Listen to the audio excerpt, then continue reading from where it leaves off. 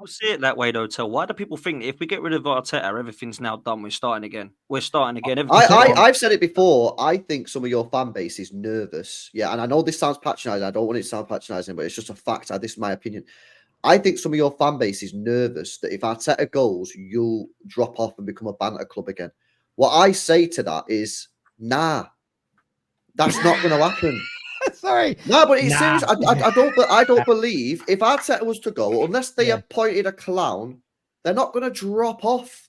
Just like when Klopp left, Liverpool haven't dropped off. The team that Arsenal have now is a good team.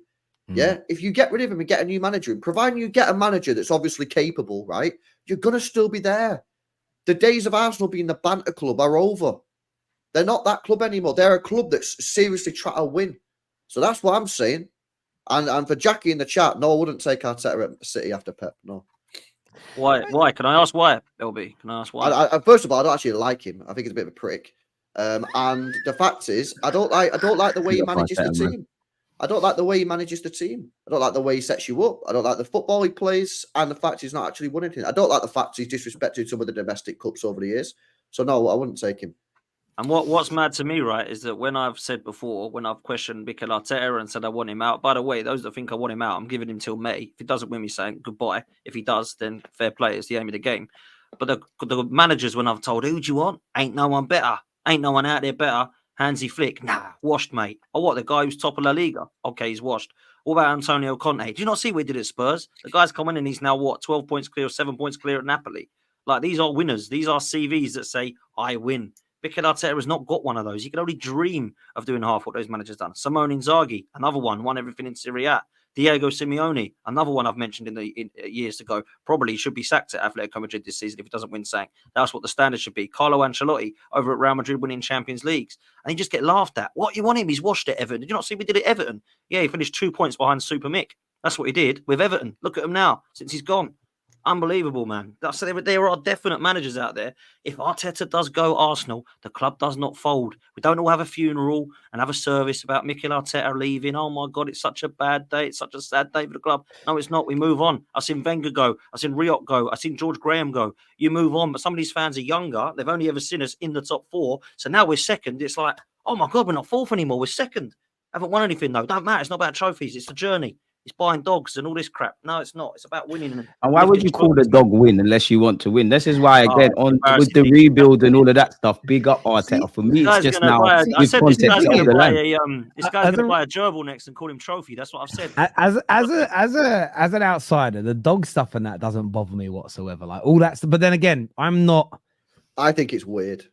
I don't. Weird. I think it's weird. I think it's weird, but all these managers who are quote unquote genius or anyone that's an innovator, they are weird. I just want you to actually win something now. I think it's weird. I can understand why people say it's weird when certain people. I'll give you an example. Do you remember when Brendan Rodgers, when he first got to Liverpool, there that documentary that came out called, he did the envelope thing, and people were like, that is shit, that is shocking, that's cheesy, nobody would do it. And then it turned out Fergie did it in the early 90s to the United squad, and then you kind of get that. Yeah, but that's Fergie. So the action's not weird. It's who's doing it. You've got to do those mad things, bro. They've helped create a culture at the club.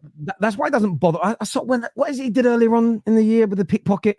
Light bulbs, pickpockets, listening to Never Walk Alone at the training ground. I like this stuff, but let's just win that stuff doesn't. I don't like it. I don't dislike it. I almost feel like it's personally, I don't find it's that important of a talking point. And I think that if you love him, some people go, oh, genius. If you hate him, this is pathetic and stupid. I'm kind of in the middle where I just think, yeah, I'm not that worried. I'm not that worried about it. But to your question, Potsy, I think the problem is in England as well, is that we have generation after generation after generation of fans who have been brought up to think that managers are the most important person at the club. They run the club, and they just don't in the modern day era. And we are, unlike our continental friends who didn't really ever have managers. Their whole system has been built with a president and a head coach.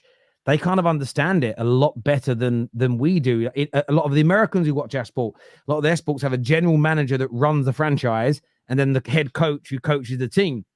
And the general manager does certain roles. Obviously, the coach coaches the team. We're so used to Wengers and Fergies and Cloughies and the like who run the entire club from top to bottom. And I tell you this now, Gooners, you don't want that. Man United have tried it 5 times in 11 years after Fergie left. Some with brilliant managers, like Jose, right down to Ollie's with little to no experience. And each one of them ultimately flopped. And one of the biggest reasons Ten Hag could not replicate what he did at Ajax at United is because the structure wasn't there. And by the time we had a structure, it already burnt the bridges. It already kind of failed in that regard. It was, the egg had already been cracked. You can't put the toothpaste back in the tube, whatever kind of phrase you want to use. It was done. It was over. And that was obvious. And I think that, listen, I think there's a lot of positives about Mikel Arteta. I've praised a lot about his teams. I don't take any of that back. I stand on most things that I've said. We change our mind on things, absolutely, because that's what grown-ups do at times when information changes.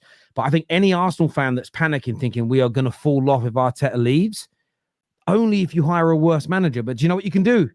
You just sack him and bring somebody else in, because I think you've created a model which enables you to sack managers more regularly without having to have a huge change. And I got called out a few weeks ago by some people in my DMs that were like, Terry, why suddenly are you happy to sack loads of managers at United when you were against it? Because we now have a structure that would support that. The reason I didn't like it before is because each manager was running the entirety of the club, which means every time you sack them, you literally start again. It's not like that anymore. And I just think Arsenal fans need to relax. Yeah, Arsenal fans got to relax. Coaches. Arteta I say just, but if you remember a few years ago, he actually only just got the title of manager. He started as a head coach. So you're right. That's what the model typically is. The problem with Arsenal is beyond the buzzwords and what we like about our club, you can't really say there's a model. Like historically, maybe not so much now, but Barcelona, whoever's going to be the manager, there's tiki-taka, there's La Masia, you've got to do this, you've got to do that. Madrid, you have a short shelf life if you don't win the Champions League. So you're right, man. Managers are kind of more disposable now than they've ever been. But yeah, man. No, I agree. Twisted Bubba here says disingenuous, good enough for Arsenal, but wouldn't have it at United. Well, let's see with Amorim. You'll see whether or not I have the same energy. And I've said it for years. If Man United's football improves, if we're going up the league, I'll give the new head coach time. If we stay where we are for the next year and a half, I'll probably say maybe I'll say I think he needs to go. And equally, in the first couple of years of Arteta, I totally got why Arsenal fans wanted him gone. I thought we should. And look, there is mileage in the argument that had you have changed him for a quote-unquote better manager, you might be in a better position now. And this is the thing about all these debates. Sometimes it's just about admitting, I'm right about some bits, I could be wrong about others. No one knows the answer to that question, but it could have been true. If you'd have sacked him 2 years in and gone and got Ancelotti, maybe you'd be league champions by now. We don't know the answer to that, but the point is he's done a much better job since, and I think it's been right to give him a few more years, but now he's got to win trophies. I don't really think that's a controversial opinion, but that's just me. Some super chats here. The delusional fans of our fan base